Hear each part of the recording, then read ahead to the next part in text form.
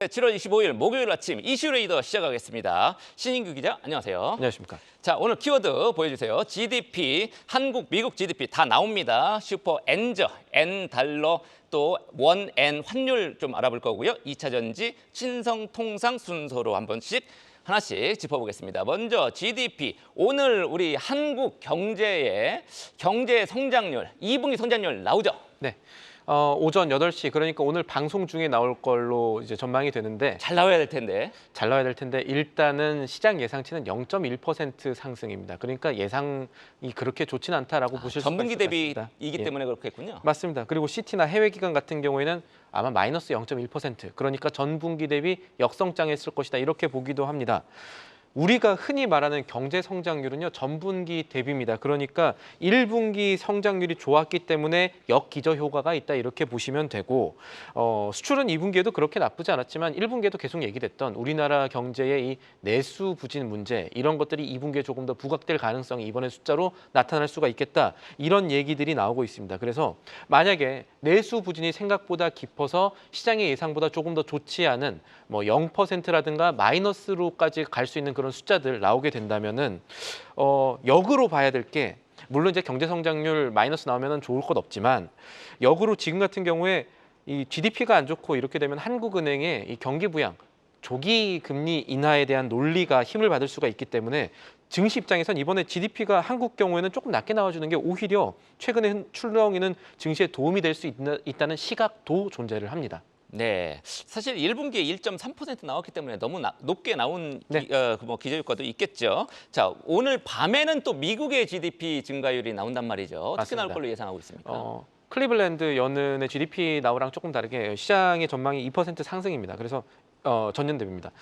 우리가 미국의 GDP 보는 이유가 크게 두 가지인데, 잘 나올 것 같다는 건데, 하나는 미국이 좀 버텨줘야 세계 증시도 그렇고 경제도 지속할 수 있다는 시장의 믿음이 있는 것이고, 또 하나는 미국의 경제 성장 속도가 이 통화 정책, 이 금리 인하나 아니면 금리 인하 지연에 대한 논리들을 조금 더 만들어주기 때문입니다. 이 통화 정책의 변화를 생각할 때는 이 GDP가 어떤지와 함께 봐야 될 게 내일 나올 이 개인 소비 지출, 미국의 6월 PCE 물가 지수인데 현재 전망치가 전월 대비 0.2% 상승입니다. 이 GDP랑 PCE 지수가 시장의 예상대로 나와주면은 트럼프의 발언과는 다르게 9월 금리 인하 전선에는 문제가 없을 수 있겠다라는 가능성이 더 커질 수 있다. 이 점도 함께 생각하셔야겠습니다. 네, 미국 성장률은 한국과 달리 전분기 대비 연율 기준이기 때문에 이거 곱하기 4 조금 뻥튀기가 된 숫자이긴 합니다. 근데 2.0% 방금 전에 시장에서 예상하고 있다고 했는데, 좀 에트렌트연방은행 그 GDP 나와 보면은 2.6% 방금 전에 또 예상을 했단 말이죠. 그걸 보면 이 월가의 시각보다 조금 더 높게 나올 가능성도 여러분들 염두에 두셔야 될 것 같습니다. 자, 두 번째 이슈, 엔화 그동안에 너무 약세였죠. 162엔, 162엔 막 이렇게 치다가 갑자기 꺾였단 말이죠. 지금 상황 어떻습니까? 154엔까지 갔고, 이제 N달러 기준으로 154엔까지 갔고, 그러니까 엔화 가치가 점점 높아지고 있다. 이것도 빠른 속도로 높아지고 있다라는 거고, 우리나라로 환산하면 100원당 900엔에 근접하고 있습니다. 아, 다시 이제 100원당 900엔까지. 예, 올라가고 있습니다. 860원까지 떨어졌었죠. 이제 그때 일본 가야 된다 이런 얘기들 많았었고, 아니 왜 엔화 오른다 하더니 안 오르냐 이런 얘기들이 있었는데, 아직도 싸긴 합니다만. 맞습니다. 왜 그러냐? 왜 지금 엔화 오르냐? 하나는 뉴스의 측면에서 살펴볼 게 있습니다. 트럼프 대통령 후보가, 미국의 대통령 후보가 이 당선 가능성이 좀 잠시만요. 높죠. 좀 아까 자막이 잘못 넣었는데 100원당 100엔당 900원이죠. 아, 예. 다시 얘기로 돌아가면은 트럼프 미 대통령 후보의 단선 가능성이 굉장히 높게 점쳐졌던 이 귀 맞은 이후로 이 지난 16일 인터뷰에서 미국이 심각한 통화 문제를 안고 있고, 강달러와 엔화, 위안화 약세 미국이 굉장히 불리한 조건이다, 이렇게 얘기를 하면서 미국이 아마 아시아의 통화 약세를 용인하기 어렵게 지금 되는 시점이 아니냐, 뭐 이런 얘기들 나오면서, 그러니까 여전히 트럼프의 당선 가능성이 높은 상황에서 엔화 약세에 베팅했던 투기 세력들의 이 심리가 좀 많이 바뀐 모습들이 나왔습니다. 그러다 보니까 엔캐리 트레이드가 청산되는 움직임이 나왔었고, 엔캐리 트레이드라는 그런 건 뭐냐면은 쉽게 말해서 금리가 좀 낮은 엔화로 미국 채권에 투자해서 이 아비트리지, 그러니까 환차익까지 얻는 그런 투자 기법을 얘기를 합니다. 그런 사람들이 자금을 회수하기 시작했다는 거죠. 눈을 그리고 또 일본 내부로 돌리면요, 일본의 이 자민당 의원들도 그렇고 이제 금리 인상해야 되는 거 아니냐 이런 얘기들이 점점 커지고 있습니다. 관련해서 일본은행이 오는 31일입니다. 기준금리 결정하는 금융정책 결정회의 여는데 다음 주 수요일입니다. 맞습니다. 시장에서는 이번에도 일본은행이 동결 택할 가능성 있지만 만약에 동결 택하더라도 기준금리 인상 신호는 분명히 내세울 것으로 예상을 하고 있습니다. 네, 지금 그렇군요. 일본은 오히려 다른 나라와 달리 인상 신호를 줄 거다. 이렇게 지금 예상이 되고 있고요. 수입 물가가 너무 뛰어서 뭐 그렇다는 것 같고요. 국내 증시에는 어떤 영향을 끼칠 것으로 봅니까? 간단하게만 보면 그동안에 엔저 때문에 사람들의 심리가 모아졌던 여행주라든가 이런 쪽에서는 안 좋은 심리가 조금 커질 수가 있겠죠. 안 그래도 지금 여행주는요. 어제 제가 말씀드렸습니다만 위메프 티본 사태로 이제 항공권이라든가 난리 이런 났습니다, 것들이 지금. 정산이 안 되면서 결국 이 셀러라고 하는 여행사들도 돈을 못 받는 사태들이 있었거든요. 지금 그 규모가 소위 말하는 이 시장의 풍문으로는 여행사들 다 모아서 뭐 몇백억은 그냥 넘는다. 1,000억에 가까울 수도 있다. 여행 쪽만 그렇고 가전도 또 힘듭니다만 그런 것들을 고려하면 아마 여행주에는 지금 좋지 않은 환경들이 계속해서 만들어지고 있구나. 이 정도로 생각하시면 될 것 같습니다. 네, 엎친 데 덮친 격으로 엔화까지 강세로 가면 일본 여행이 조금 줄면서 여행주 타격이 예상된다. 이렇게 신 기자가 분석을 했습니다. 자, 세 번째 이슈 2차 전지주 여전히 들고 계신 분들, 손실 보고 계신 분들 여전히 굉장히 많으실 겁니다. 오늘 뭐 여러 핵심 기업들 실적을 내놓는데 자, 2차 전지주들이 신저가를 계속 달리고 네. 있습니다. 왜 그렇죠? 지금 제일 안 좋은 거는 일단은 전기차 수요에 대한 문제가 있을 것이고 그러다 보니까 이 2차 전지주의 이 여러 가지 수익성을 담보하는 메탈 가격들, 금속 가격들이 오르지 않는 측면들이 굉장히 큽니다.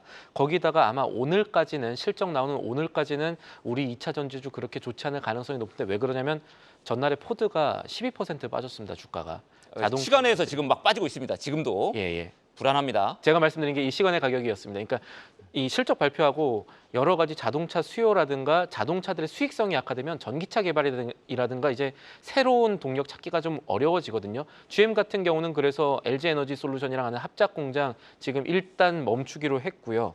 이런 것들이 아마 오늘 시장에도 영향을 미칠 가능성이 굉장히 높습니다. 여기다가 이제 대선 결과에 대한 불확실성, 특히나 트럼프 전 대통령의 재선 가능성이 굉장히 부각되는 측면들이 있었는데 그나마 국내 2차 전지주 투자자분들께 다행인 점은 제가 그때는 해리스 후보가 이 정도로 돌풍일 거라고 생각을 하지는 못했었는데 미국에서도 지금 일단은 정리가 민주당 쪽으로 약간 분위기가 또 올라오고 있다 이런 것들이 오기 때문에 이런 불확실성도 일단은 고려를 하셔야 될 것 같습니다. 우리 투자자 입장에서는 공화당보다는 민주당이 좀 낫기는 할 겁니다만 어쨌든 이런 부분들을 살펴봤을 때 최근에 신저가 행진이 아마 조금은 지속될 가능성도 있다 이렇게 보셔야겠습니다. 네, 조금은 지속될 가능성이 있지만 뭐 민주당이 당선 가능성, 해리스 당선 가능성이 조금 더 부각이 되고 있죠. 조금씩. 부각이 되고 있어서 약간 우리 신 기자가 희망 고문 주는 것 같기도 하고요.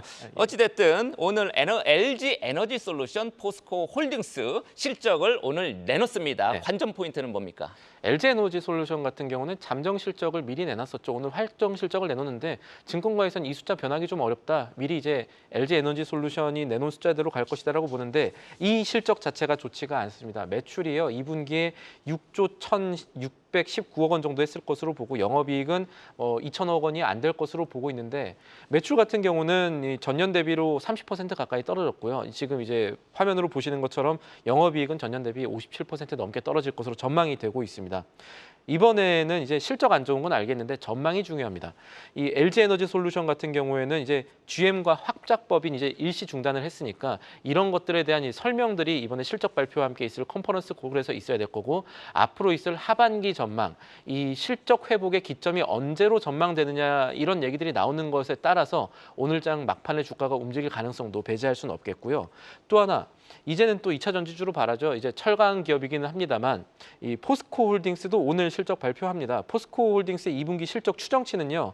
매출이 18조 4천억이 조금 넘어갈 것이고요. 영업이익은 6,700억 원 정도 될 것 같습니다. 그런데 문제는 포스코홀딩스의 영업이익 추정치가 한 달 새 11% 넘게 지금 하락하고 있다는 겁니다.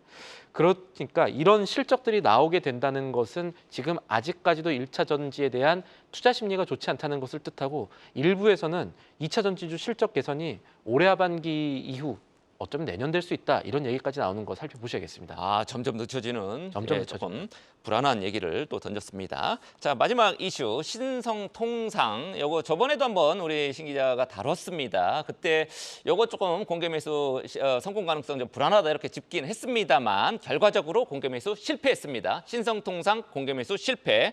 한화에너지 역시 공개 매수 실패했단 말이죠. 줄줄이 실패한 요인 어디에 있을까요? 결론부터 말씀드리면은 기존에 공개 매수 진행한 곳들이 너무 욕심을 내세웠던 것 하나, 그리고 우리 주주들의 어떤 수준이랄까요, 눈높이랄까요, 이런 것들이 올라갔다는 점, 그리고 점점 힘을 담합이 잘 모으고 된다. 있다는, 담합이라고 하긴 그렇고 이게 맞지 않느냐라는 힘이 이제 모이고 있다는 점 같이 보셔야 될 것 같습니다. 일단 신성통상 같은 경우는 이제 공개 매수 실패했습니다. 지난달 21일부터 22일까지 진행했던 공개 매수의 이 소액주주 지분이 5% 정도밖에 응하지 않았습니다. 그러니까 이렇게 되면 신성통상의 염태순 회장과 특수관계인 지분율이 95%는 돼야 이게 사실상패가 되는데 이번에 기존의 78% 정도에서 84% 정도로밖에 못 올랐단 말이죠.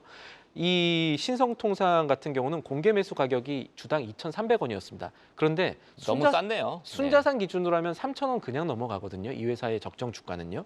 그러니까 이게 이번에 공개 매수 정말 주주들 우습게 하는 거 아니냐 이런 비판들이 좀 일었었고 나 같아도 안 하지.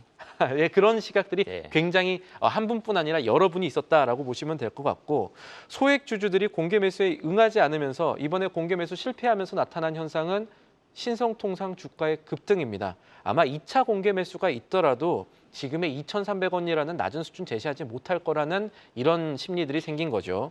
그리고 어제까지 진행됐던 하나에너지 공개 매수 지분 5% 확보 그쳤습니다. 역시 시장 가치에 비해서 너무 낮은 가격을 제시했다는 주주들의 불만이 있었죠. 그러니까 이제는 공개 매수할 때 소액 주주들의 눈높이에 맞는 주가를 좀 제시해야겠구나 하는 교훈이 시장에 점점 나오고 있다라고 보시면 되겠고요. 또 하나 살펴볼 게 이런 소액 주주들을 뭉치게 하는 주주 플랫폼의 부상입니다. 이번에 찾아봤더니 소액 주주 플랫폼 가운데 액트라는 곳이 있거든요. 여기에는 국민청원도 하고 여기에만 모이는 돈만 해도 지금 한 지분 4% 이상 4% 정도 뭉치면서 이런 커뮤니케이션을 통해 가지고 주주들의 힘이 모이고 있는 이런 구조 역시 시장이 잘 생각을 해봐야겠습니다. 네, 우리 개인 투자자분들 좀 많이 생각을 좀 더 해줬으면 좋겠습니다. 그런 문화가 빨리 정착이 돼야 되겠죠. 지금까지 신인규 기자와 함께한 이슈 레이더였습니다.